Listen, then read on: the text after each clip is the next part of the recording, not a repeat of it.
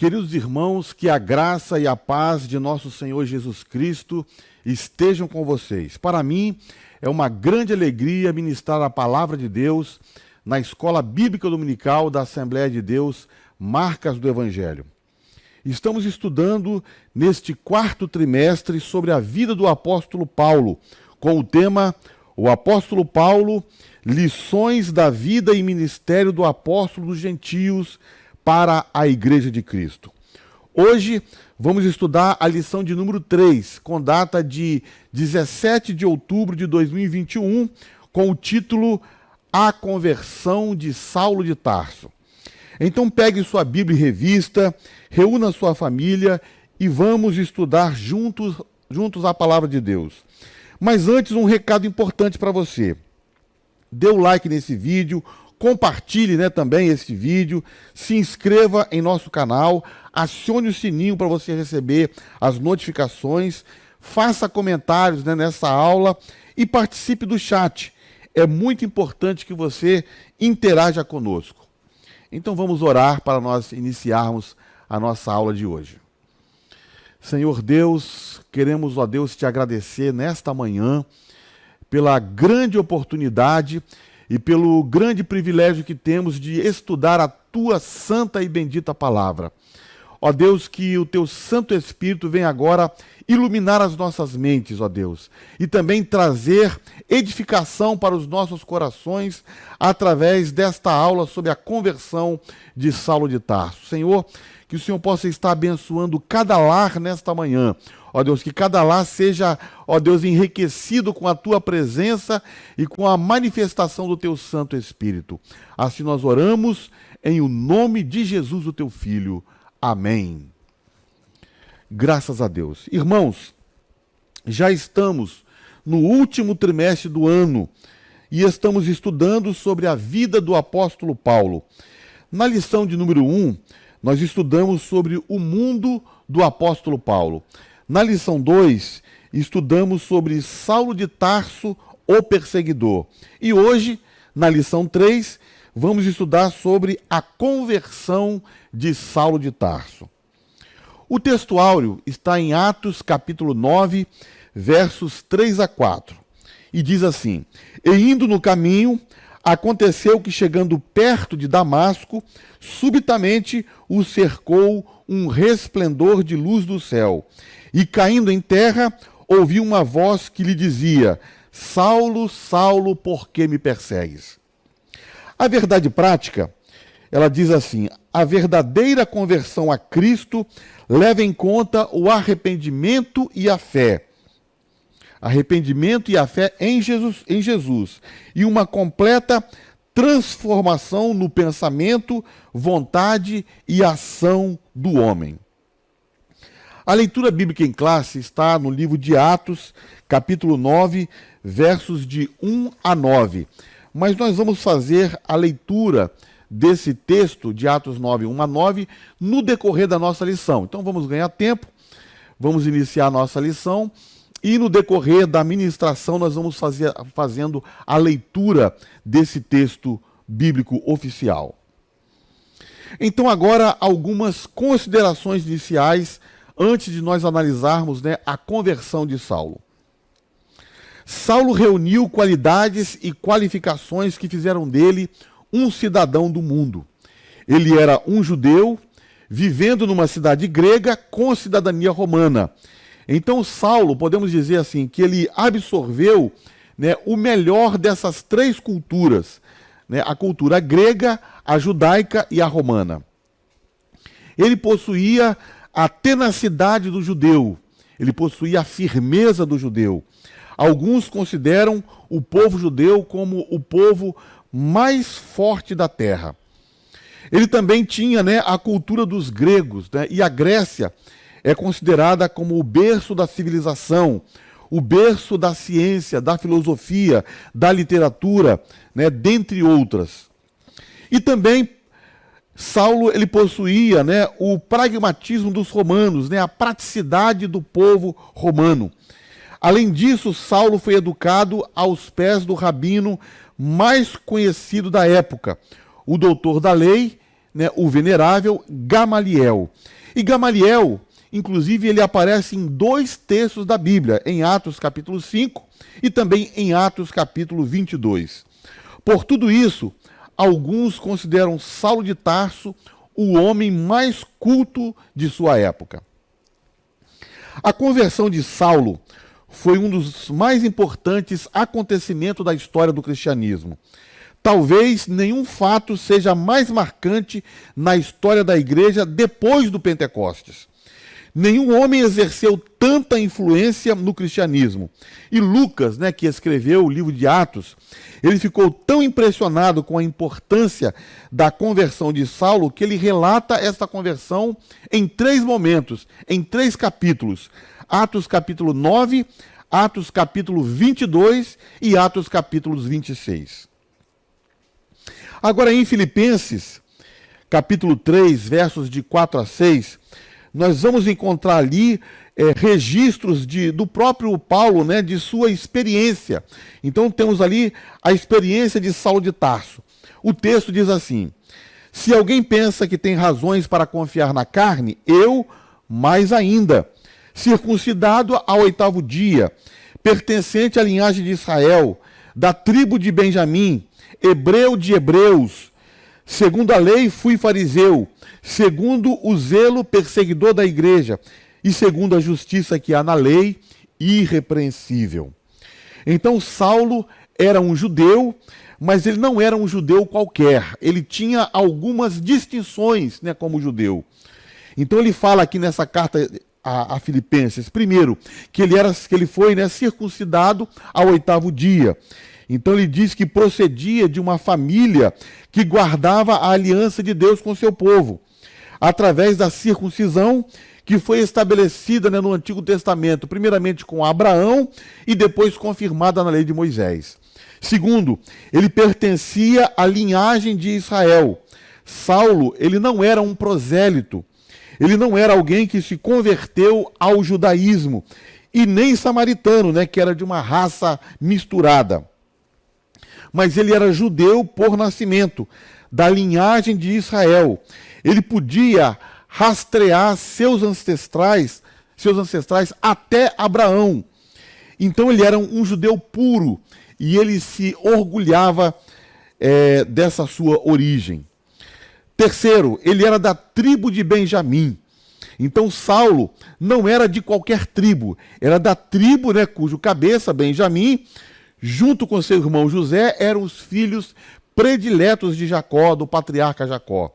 Então, também eram filhos de Raquel, a esposa que Jacó mais amava.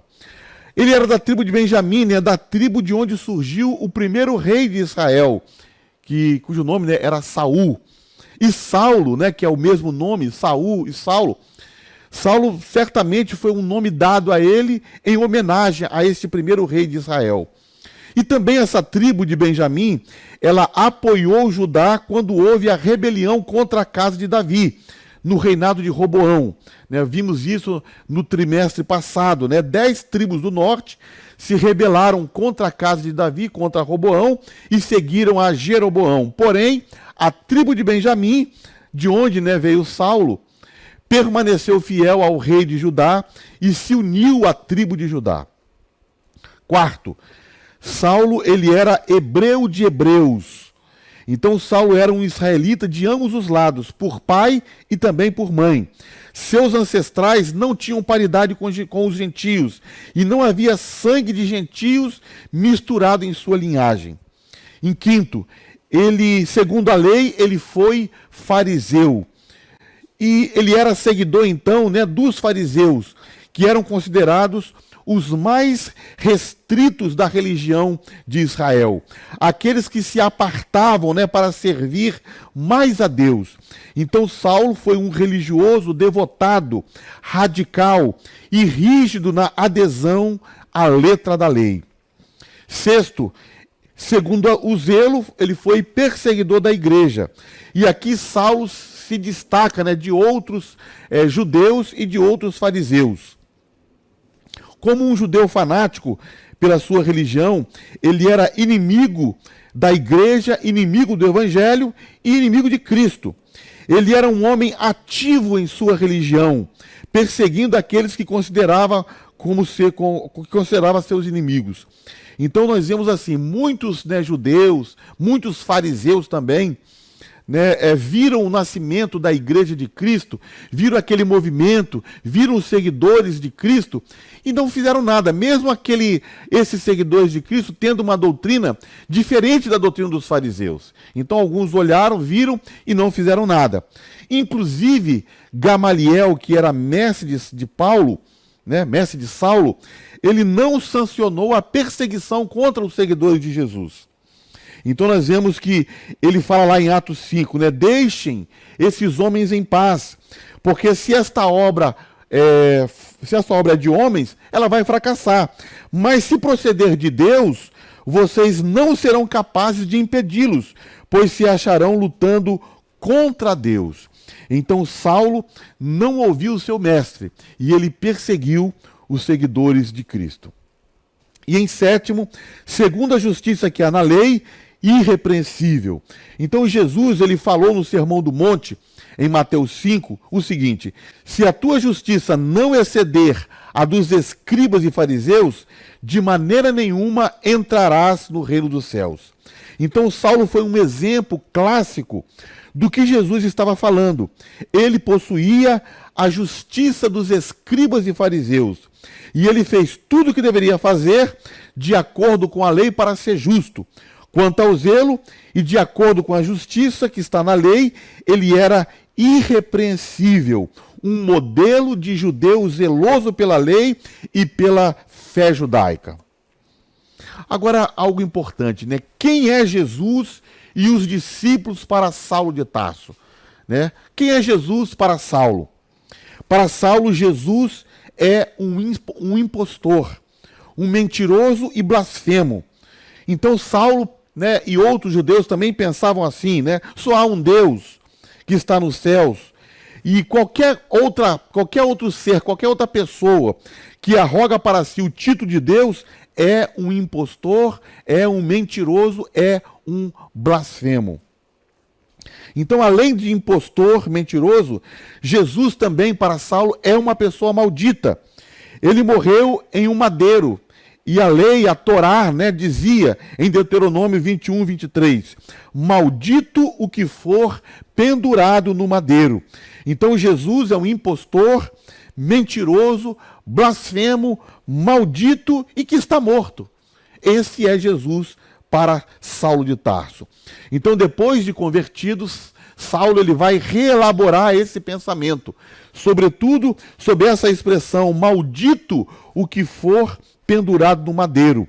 Então depois ele vai dizer que Cristo nos resgatou da maldição da lei, fazendo-se maldição por nós, porque está escrito, maldito todo aquele que for pendurado no madeiro, para que a bênção de Abraão chegasse aos gentios por Jesus Cristo, e para que nós recebêssemos pela fé a promessa do Espírito.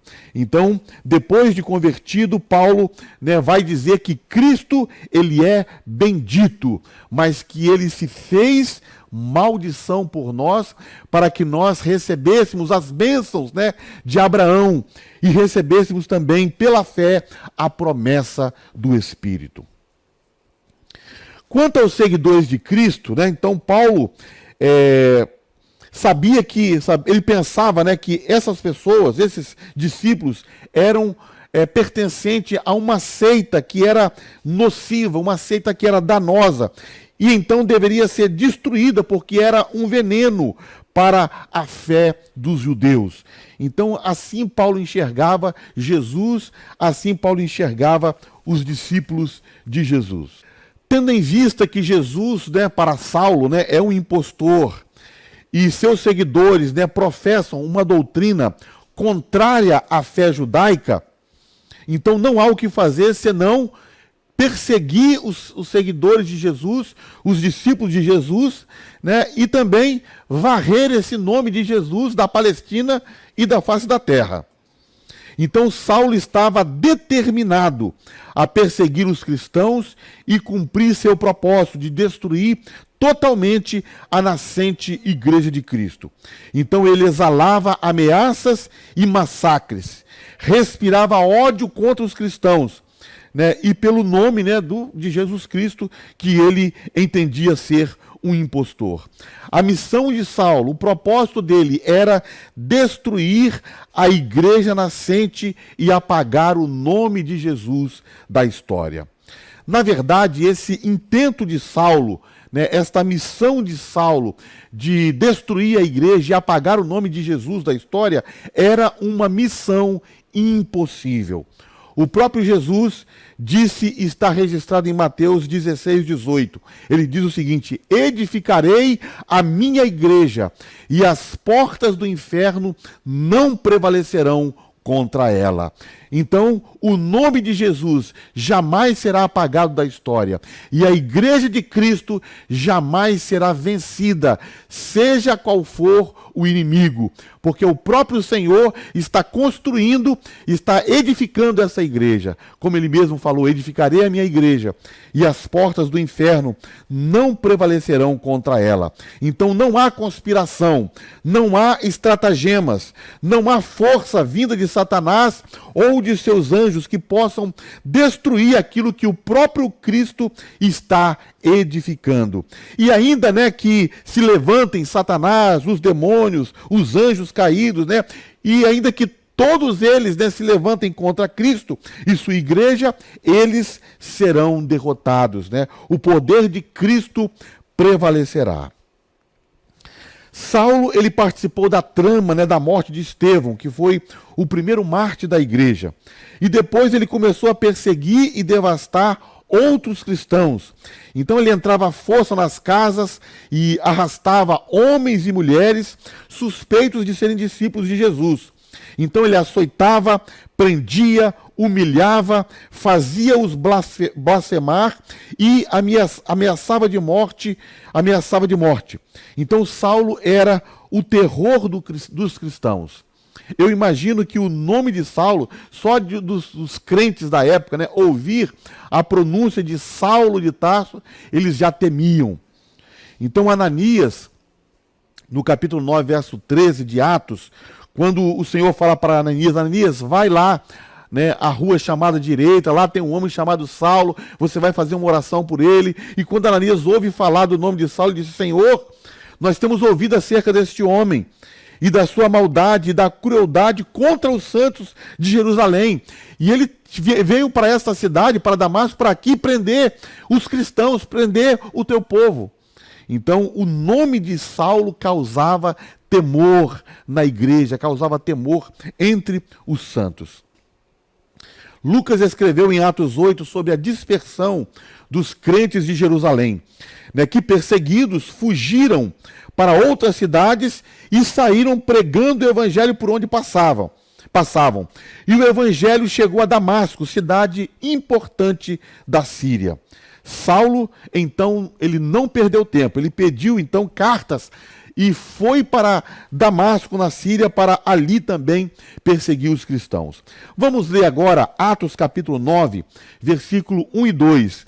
E esse texto faz parte, então, né, do nosso texto oficial desta aula, dessa lição 3. Atos 9, 1 a 2. Diz assim: E Saulo, respirando ainda ameaças e mortes contra os discípulos do Senhor, dirigiu-se ao sumo sacerdote e pediu-lhe cartas para Damasco, para as sinagogas, a fim de que, se encontrasse alguns deste caminho, quer homem, quer mulheres, os conduzisse presos a Jerusalém. Interessante, né, que os cristãos nessa época eram chamados como o caminho, né, aqueles que seguiam o caminho. E é muito, na verdade, assim, muito bonito isso, né? Os crentes eram chamados de seguidores do caminho.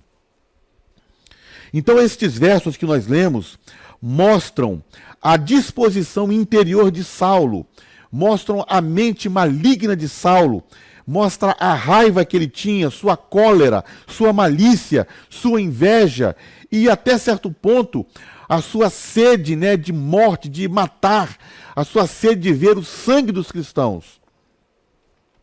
A respiração de Saulo exalava cheiro de morte para os discípulos de Cristo. Ele estava decidido, né, a apagar o nome de Cristo e seu plano era prender, né, julgar e matar o maior número possível de cristãos e acabar com esse movimento que estava nascendo, né, que nasceu em Jerusalém e agora estava se espalhando para outros lugares. Em Atos 26, versos 10 a 11, Paulo relata como ele perseguiu os cristãos, né? E diz assim: e havendo recebido autorização dos principais dos sacerdotes, encerrei muitos dos santos nas prisões. E quando os matava, eu dava meu voto contra eles. E castigando-os, muitas vezes por todas as sinagogas, os obriguei a blasfemar. E enfurecido demasiadamente contra eles, até nas cidades estranhas, os persegui. Então Saulo, ele prendeu os crentes, né, prendeu cristãos, votou a favor da pena de morte para os cristãos, castigou e humilhou os discípulos de Jesus e fez uma coisa também horrível, né? Ele fez aqueles seguidores de Cristo blasfemar. Então, certamente foi mediante, né, tortura, certamente foi mediante açoites, prisões, que ele fazia com que alguns blasfemassem do nome de Jesus. Lucas diz que Saulo respirava ameaças e mortes contra os discípulos do Senhor, não contra homens ímpios.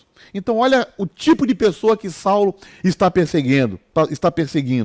Ele não está perseguindo homens ímpios, não está perseguindo assassinos, não está perseguindo ladrões, não está perseguindo criminosos ou malfeitores, mas ele está perseguindo os discípulos inocentes, né, os seguidores inocentes de Jesus, o que agrava, né, a sua crueldade.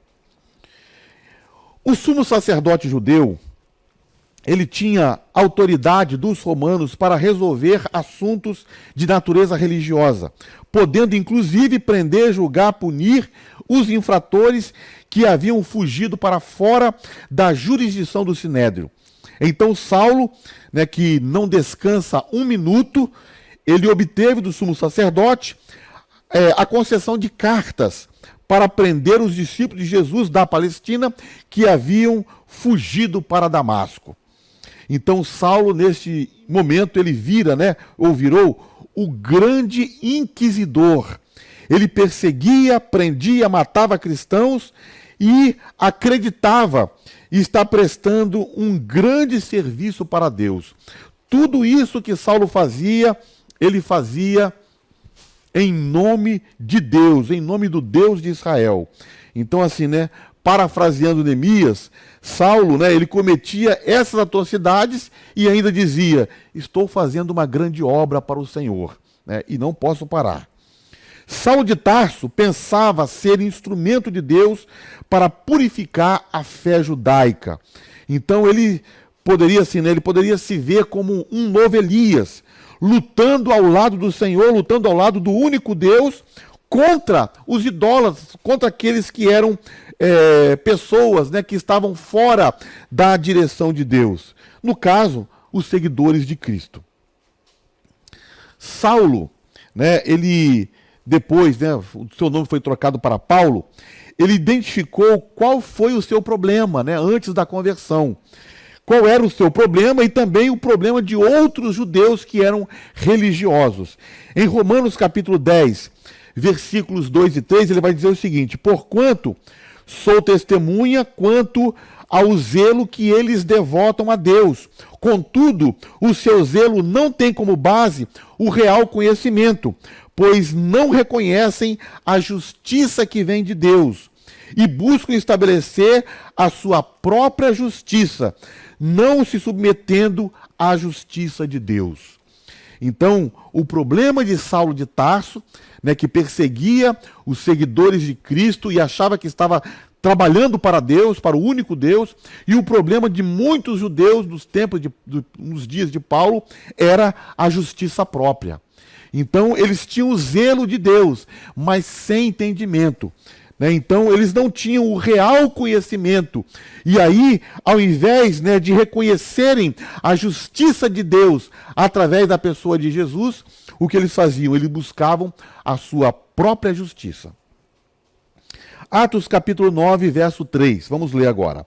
Diz assim: E indo no caminho, aconteceu que chegando perto de Damasco, subitamente o cercou um resplendor de luz do céu. Então, Saulo estava a caminho de Damasco e quase chegando, em Damasco, diz a palavra do Senhor que o cercou um resplendor de luz do céu. Saulo estava no caminho, viajando em sua jornada, estava, podemos dizer assim, trabalhando, no seu trabalho, ocupado em uma missão que ele julgava ser honesta, ser correta.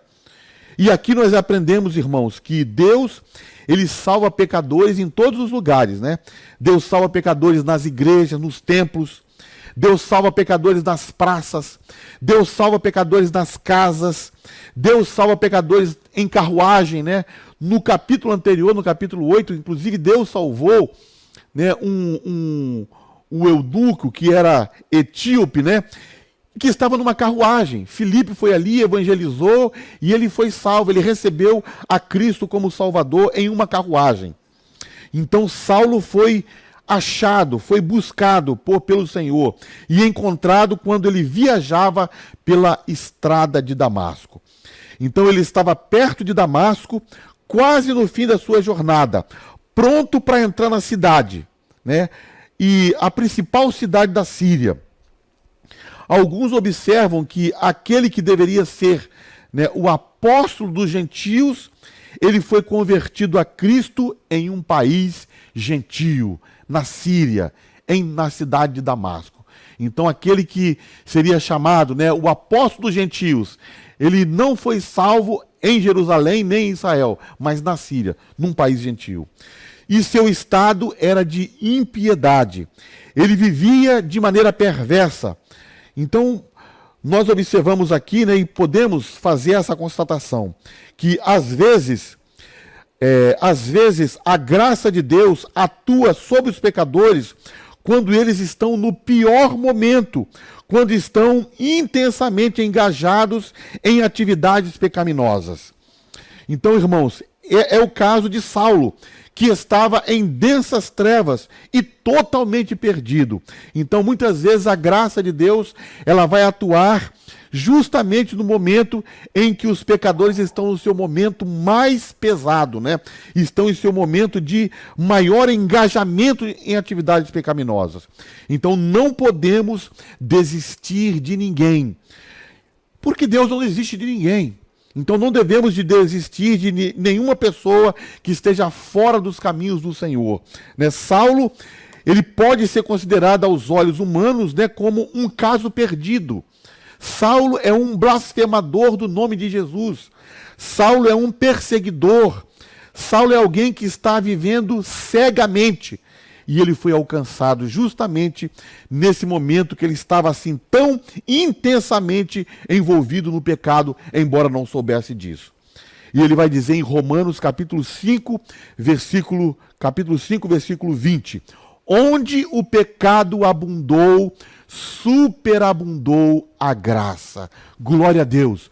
Porque Deus, através do seu Filho Jesus e também através do Espírito Santo, continua salvando pessoas. E a graça superabunda sobre o pecado. Onde o pecado abundou, superabundou a graça. Então renove as suas esperanças nessa manhã e renove seu ânimo, porque Deus continua ativo, o Senhor Jesus continua ativo e o Espírito Santo continua ativo, convencendo o homem do pecado, da justiça e do juízo. Glória a Deus. Cristo apareceu de repente, como um relâmpago. Veio em glória e esplendor. E Lucas registra, que ao redor de Saulo brilhou uma luz do céu. A luz, ela veio do céu, E o Senhor, né, e Jesus estava nessa luz, e ele apareceu para Saulo no caminho de Damasco. Em Atos 9,17, foi revelado a Ananias o que aconteceu, né? E diz assim a palavra do Senhor. E Ananias foi e entrou na casa e impondo-lhes as mãos, disse: Irmão Saulo, o Senhor Jesus que te apareceu no caminho por onde vinhas, me enviou, para que tornes a ver e sejas cheio do Espírito Santo. Então, o que aconteceu ali, o que estava acontecendo ali na estrada de Damasco, é que Jesus apareceu para Saulo. O próprio Senhor Jesus, ressurreto, ele aparece visivelmente para Saulo. Em 1 Coríntios 9:1, Paulo ele vai dizer o seguinte: não sou eu apóstolo, não sou livre, não vi a Jesus Cristo, Senhor nosso. Então ele vai dizer que viu o Senhor. Onde ele viu? No caminho de Damasco. 1 Coríntios capítulo 15, versos 7 a 8, Paulo vai dizer o seguinte: o Cristo ressuscitado foi visto por Tiago, depois por todos os apóstolos e por derradeiro, por último, também apareceu a mim como a um abortivo. Então o mesmo Senhor, né, que depois de que ressuscitou apareceu a várias pessoas, apareceu também a Saulo, né?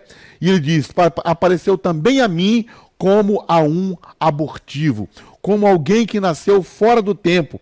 Então Paulo, ele foi chamado para o apostolado num tempo, né, num momento posterior àquele colégio apostólico dos 12.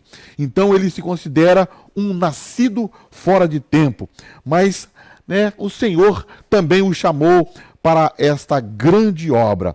E ele defende o seu apostolado, dizendo, né, que uma das provas do seu apostolado é que ele viu o Senhor Jesus Cristo. Paulo viu ao Senhor no caminho de Damasco. A grande luz que cercou Saulo de todos os lados e que era mais brilhante do que o sol, né, conforme Atos 26:13, tem também um significado espiritual. Saulo estava sendo, naquele instante, iluminado por Deus e recebendo entendimento, né, de Deus acerca da pessoa de Jesus Cristo. As escamas de seus olhos estavam sendo removidas. Então ele creu no Filho de Deus. A conversão de Saulo foi um milagre da graça de Deus. E nós podemos afirmar que toda conversão é um milagre da graça de Deus. Meu irmão e minha irmã, né, se você está em Cristo, saiba que a sua vida, que a sua conversão foi um milagre da graça de Deus. Glória a Deus. Atos 9:4 diz assim: e caindo em terra, ouviu uma voz que dizia: Saulo, Saulo, por que me persegues? Interessante isso, né? Saulo, quando ele vê aquele resplendor de luz do céu que veio sobre ele, ele caiu em terra. O grande Saulo, o grande perseguidor do nome de Jesus, o grande perseguidor da igreja, agora está caído no chão. O grande perseguidor dos cristãos estava agora com a cara no pó, cego e humilhado. E alguns supõem, né, que ele estava a cavalo quando caiu. Mas o texto, né, não deixa isso claro, né? Então ele ouve uma voz que diz: Saulo, Saulo, por que me persegues? Ele foi chamado pelo nome, e pelo nome dobrado, né? Saulo, Saulo. Por 2 vezes o seu nome é pronunciado. Esta duplicação no nome sugere 2 coisas: afeição e veemência. Foi um chamado cheio de afeição. Jesus poderia, naquele instante, né, quando ele aparece para Saulo, Jesus poderia vir ali e trazer sobre Saulo um juízo da parte de Deus. Né? Jesus poderia trazer juízo ali para Saulo naquele exato momento. Saulo poderia, naquele momento, perder a sua vida. Mas Jesus, né, aparece e fala com uma voz cheia de afeição: Saulo, Saulo. Mas também essa duplicação do nome sugere veemência. Então foi um chamado veemente também para despertar Saulo. Saulo estava dormindo e ele precisava ser desperto, ser despertado. Então outros também foram assim chamados, né? Samuel, em 1 Samuel 3,10, o Senhor chama Samuel, Samuel, Samuel. Jesus fala com Marta, né, em Lucas 10,41, Marta, Marta. Né, e também o próprio Senhor fala com Simão, em Lucas 22,31, Simão, Simão, Satanás vos pediu para se andar como trigo, mas eu roguei por ti para que a tua fé não desfaleça. E tu, quando te converteres, confirma a teus irmãos. Então, agora chegou a vez de Saulo, de Jesus o chamar, né, de maneira assim, né, duplicada. Saulo, Saulo. Na pergunta de Cristo, por que me persegues? Encontramos uma das mais profundas doutrinas das Escrituras. A doutrina da presença de Cristo com o seu povo. Cristo está presente com o seu povo. Cristo ainda está na terra, no meio do seu povo. Cristo habita no seu povo, em nós, pela fé, através do Espírito Santo. A igreja é o corpo de Cristo e Cristo é o cabeça da igreja. Então nós somos um com Cristo. Nós estamos em Cristo e Cristo está em nós. Glória a Deus por essa doutrina maravilhosa, poderosa. A doutrina da presença de Cristo com o seu povo. Existe uma união inseparável entre Cristo e os seus discípulos, entre Cristo e os seus seguidores. Então, tudo que é feito à igreja, tudo que é feito aos seguidores de Cristo, é feito a Ele mesmo. Então, aquela perseguição à igreja é a perseguição a Cristo. Saulo, Saulo, por que me persegues? Vamos ler agora Atos capítulo 9, verso 5. Diz assim, e ele disse, quem é, Senhor? E disse o Senhor, eu sou Jesus a quem tu persegues. Duro é para ti recalcitrar contra os aguilhões. Saulo, ele não conheceu a voz de Cristo, né? Quando ele ouve aquela voz dizendo, Saulo, Saulo, por que me persegues? Saulo não reconheceu a voz, ele não sabia de quem era aquela voz. Ele sabia a experiência que estava passando, mas ele não conheceu a voz. E Jesus diz em João 10, né? As ovelhas ouvem a voz e seguem o pastor, porque conhecem a sua voz. Jesus diz, eu conheço as minhas ovelhas, e das minhas ovelhas sou conhecido. Glória a Deus. Mas naquele momento, Saulo ainda não pertencia ao rebanho do Senhor. Ele ainda não era uma ovelha de Cristo. Então ele não conhece a voz. Mas ele desejava saber quem lhe falava. Então ele pergunta, quem é, Senhor? E aí, para sua surpresa, para seu espanto, ele ouve dizer, eu sou Jesus a quem tu persegues. Então Jesus, aquele que Saulo tinha como impostor, blasfemo, mentiroso, maldito e que estava morto. Esse Jesus agora aparece a Saulo na estrada de Damasco, se apresenta a ele, dizendo, eu sou Jesus a quem tu persegues. Glória a Deus. Que experiência maravilhosa teve o nosso irmão Saulo naquele dia. Saulo, ele constata naquele momento, né? Ele constata imediatamente pelo menos quatro coisas. Primeira, Jesus não é um impostor. Então, a partir daquele momento, Saulo já sabe, Jesus não é um impostor. Jesus é Deus. Jesus é o Filho de Deus. Segundo, ele constata que Jesus não é um mentiroso, que, na verdade, Jesus é quem ele diz ser. Ele é o Filho de Deus. E ele é verdadeiro. E a Bíblia apresenta Jesus como fiel e verdadeiro. Então ele sabe agora que Jesus não é um mentiroso. Pelo contrário, Jesus é fiel e verdadeiro. Terceiro, Jesus não é um maldito, Jesus é bendito.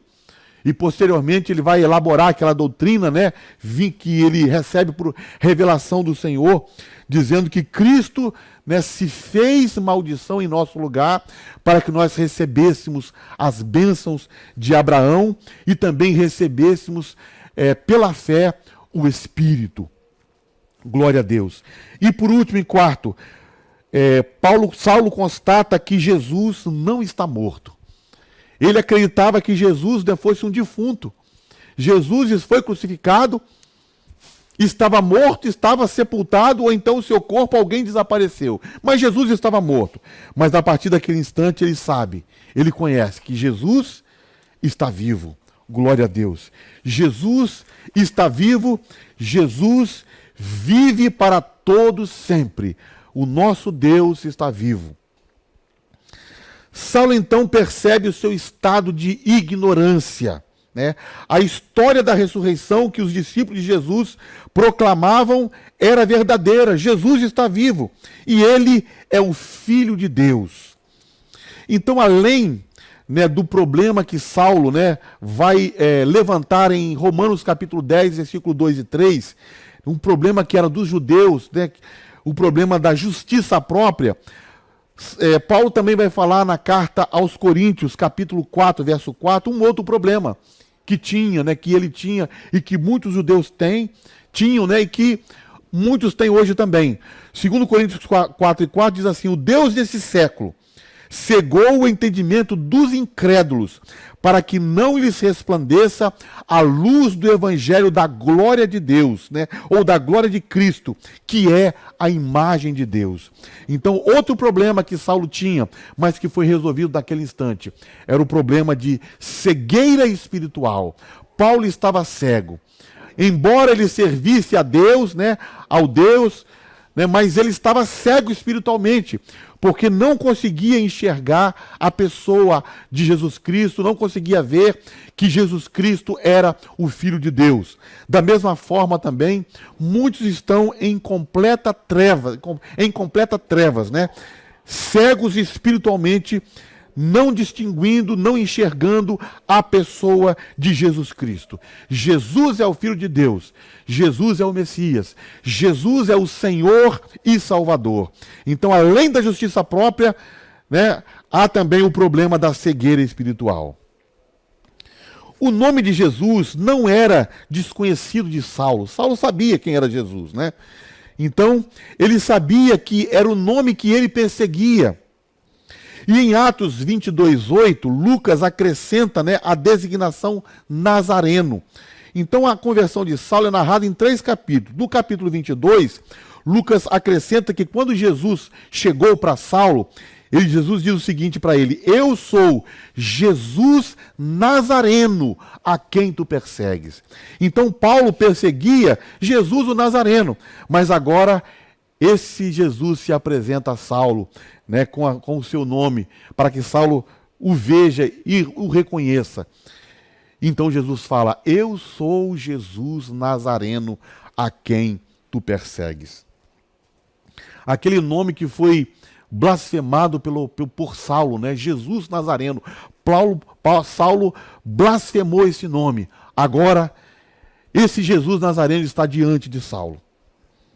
Então Jesus usa uma expressão proverbial, né, muito conhecida naqueles tempos, que diz assim: duro é para ti recalcitrar contra os aguilhões.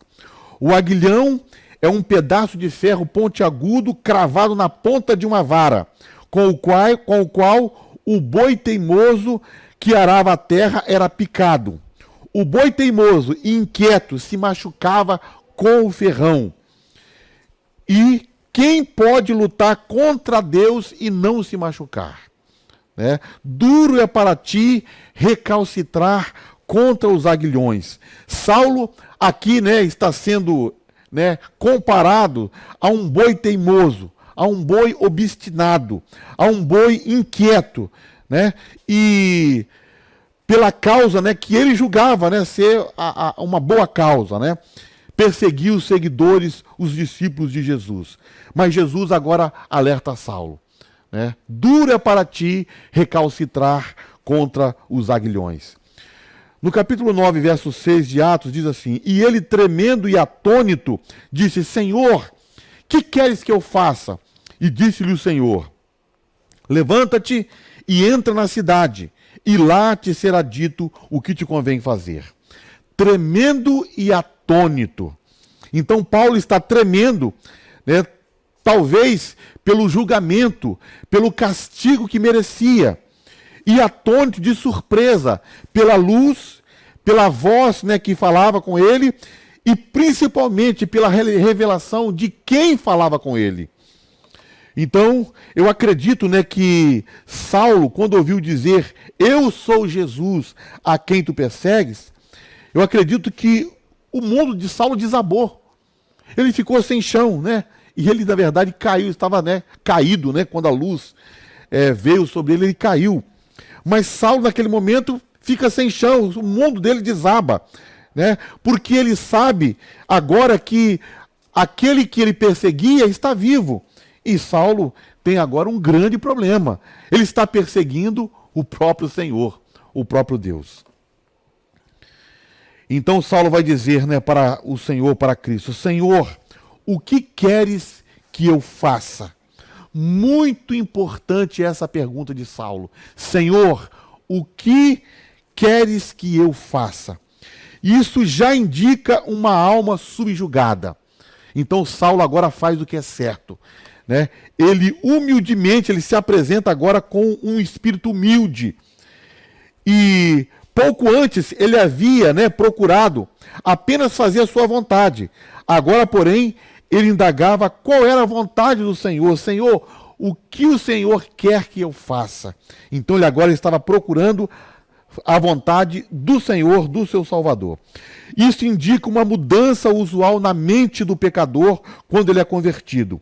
O primeiro ato do cristão é render a sua vontade ou render sua própria vontade a Deus. Então Jesus lhe diz, né? Levanta-te, entra na cidade e lá te será dito o que há de fazer.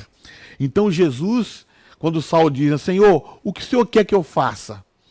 Então Jesus tinha muita coisa para Saulo. Jesus queria que Saulo fizesse muitas coisas. E Jesus tinha muita coisa a dizer para Saulo. Mas Jesus não disse nada naquele momento. Isso nos ensina que temos que dar um passo de cada vez. Não devemos atropelar os planos de Deus em nossa vida. Não devemos queimar etapas. Jesus podia dizer tudo a Saulo e podia falar muitas coisas para ele, mas não disse nada além de: levanta-te e entra na cidade. E lá você vai receber instruções. Foi a única coisa que Jesus disse para Saulo quando Saulo disse: Senhor, o que o Senhor quer que eu faça? Então agora Saulo precisava reelaborar seus pensamentos. Saulo precisava rever seus conceitos. Saulo agora precisava reinterpretar, né, a lei e os profetas, o Antigo Testamento, sob a nova ótica, sob um novo prisma e sob uma nova luz. Né? Qual era a nova ótica? Qual era o novo prisma? E qual era a nova luz? Né? Jesus está vivo e ele é o Filho de Deus. Então Saulo agora precisava reelaborar, né, todo o seu conceito, todo o seu aprendizado no Antigo Testamento, porque agora, né, uma nova luz chegou, ele tinha agora uma nova ótica, e ele precisava enxergar tudo agora sob esse novo prisma. Jesus está vivo. Os discípulos de Jesus falam a verdade. Ele ressuscitou e ele é Senhor. Glória a Deus. Atos 9, verso 7. E os homens que iam com ele pararam espantados, ouvindo a voz, mas não vendo ninguém. Então aqueles homens que estavam com Saulo, havia uma comitiva indo com eles, em Atos 26, 14, fala que todos eles caíram no chão.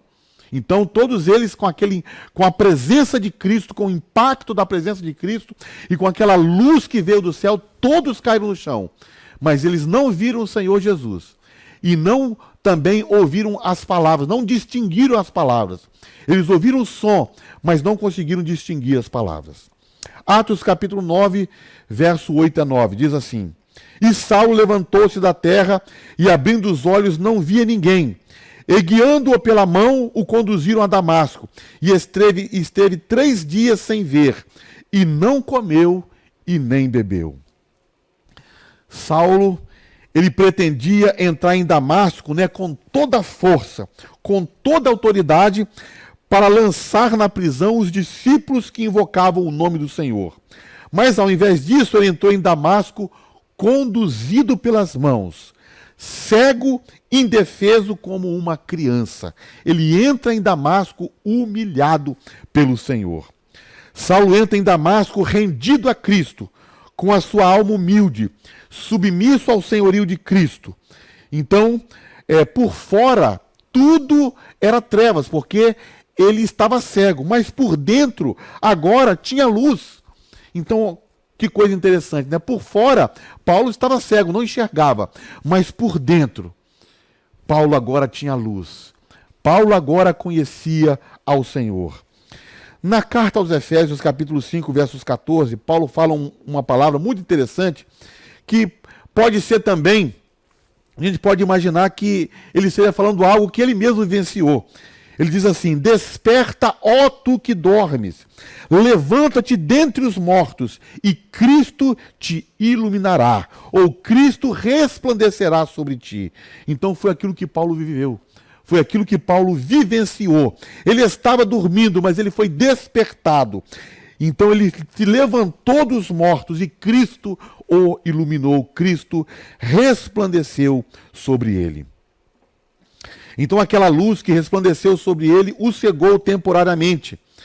Então ele foi conduzido para Damasco e ele ficou ali 3 dias sem comer e sem beber, né? Fazendo um jejum assim mais radical, sem comida e sem bebida. Isso era para demonstrar, né? Com isso ele estava demonstrando a sua tristeza e o seu arrependimento. A tristeza é aquela tristeza que ele mesmo falou em 2 Coríntios 7,10. A tristeza segundo Deus. E a tristeza segundo Deus opera arrependimento para a salvação. A tristeza segundo o mundo opera a morte. Então Paulo estava sentindo esta tristeza segundo Deus, né?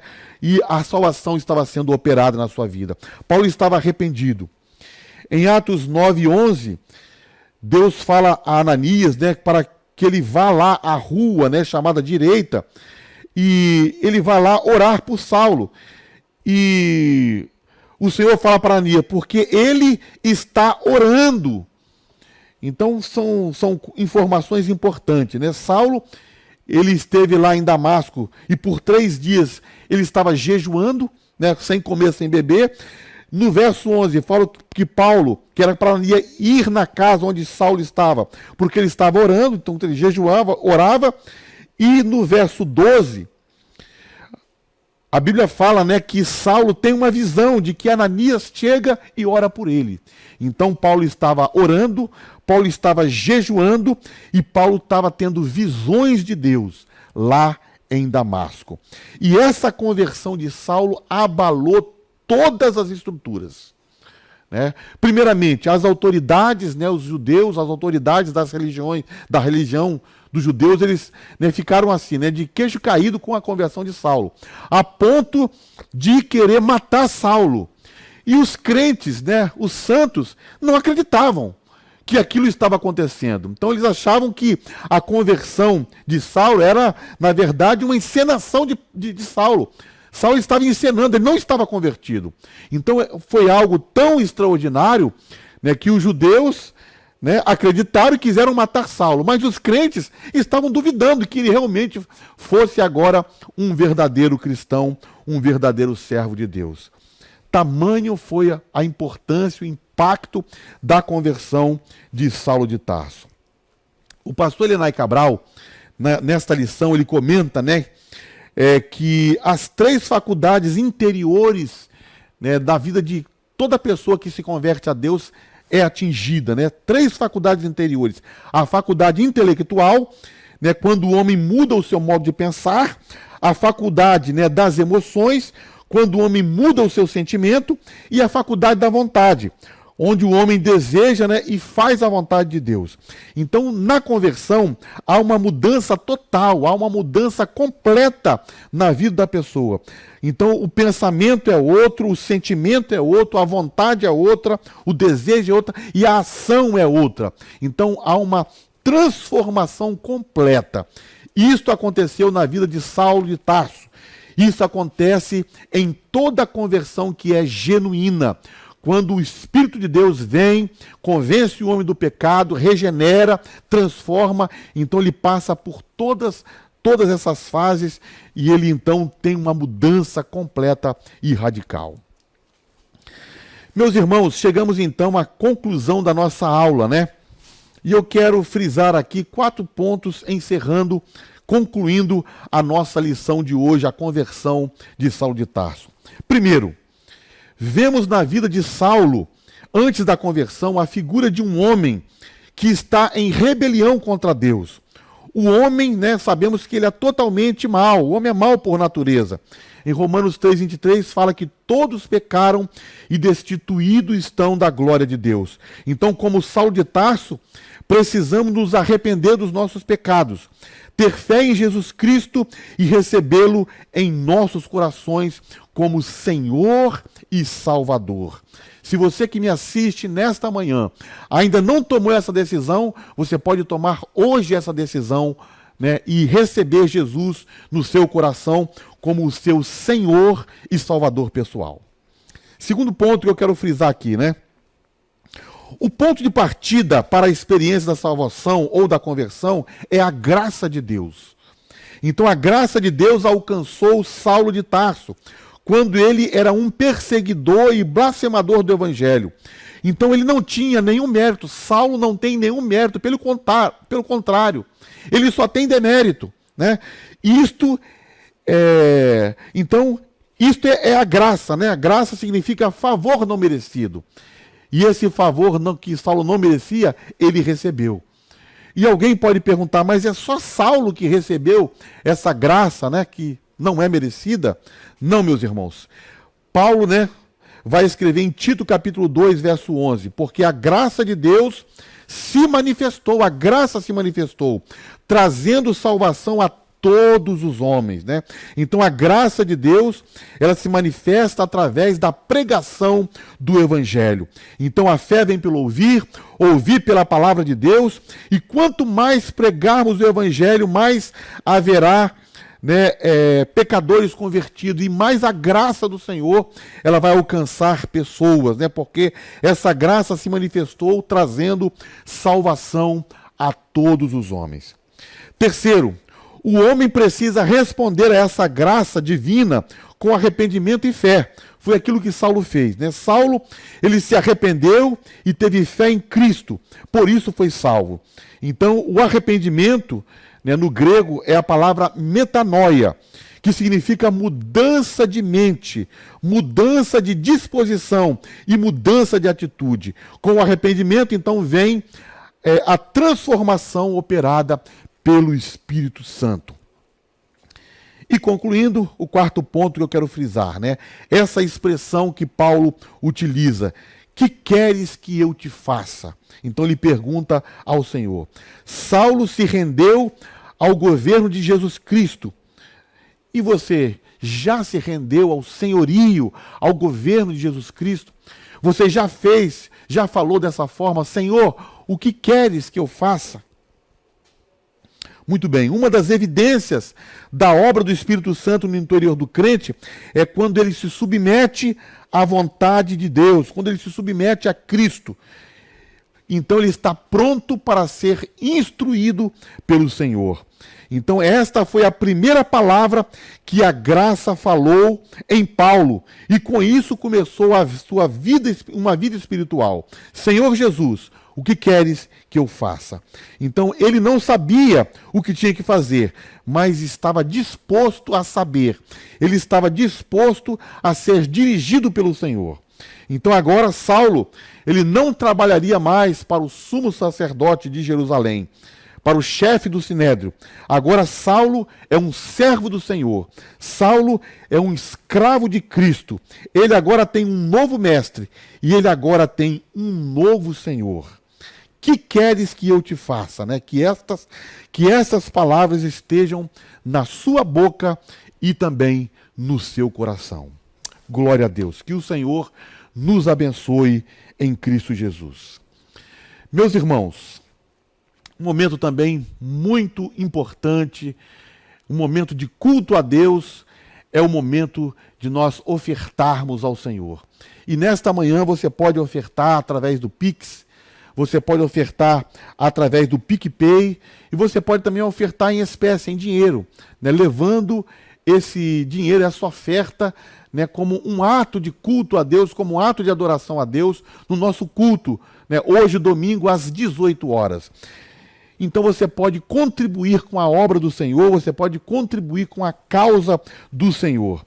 E a palavra de Deus afirma, né, que Deus ama quem dá com alegria. Contribua com amor e o Senhor vai continuar abençoando a sua vida. Vamos orar. Senhor, nosso Deus e nosso Pai, te louvamos, ó Deus, e somos agradecidos pela tua palavra, Senhor, que falou aos nossos corações.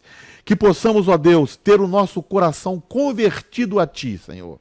Que possamos, ó Deus, a cada dia, Senhor, manifestar, ó Deus, em nossas vidas, ó Deus, esta graça, ver em nossas vidas manifesta esta graça bendita, Senhor. Ó Deus, que possamos, ó Deus, ter sinais em nossa vida da verdadeira conversão a Ti, Senhor, o arrependimento, a fé. Ó Senhor, que o Senhor possa trabalhar nos corações. E aqueles, ó Deus, que ouviram esta palavra nesta manhã, mas ainda não têm um compromisso contigo, que possam, nesta manhã, ó Deus, reconhecer o Senhor Jesus Cristo como o Filho de Deus, como o Senhor e como o Salvador. Venha nos abençoar, ó Deus, nesta manhã. Assim nós oramos em o nome de Jesus, o Teu Filho. Amém.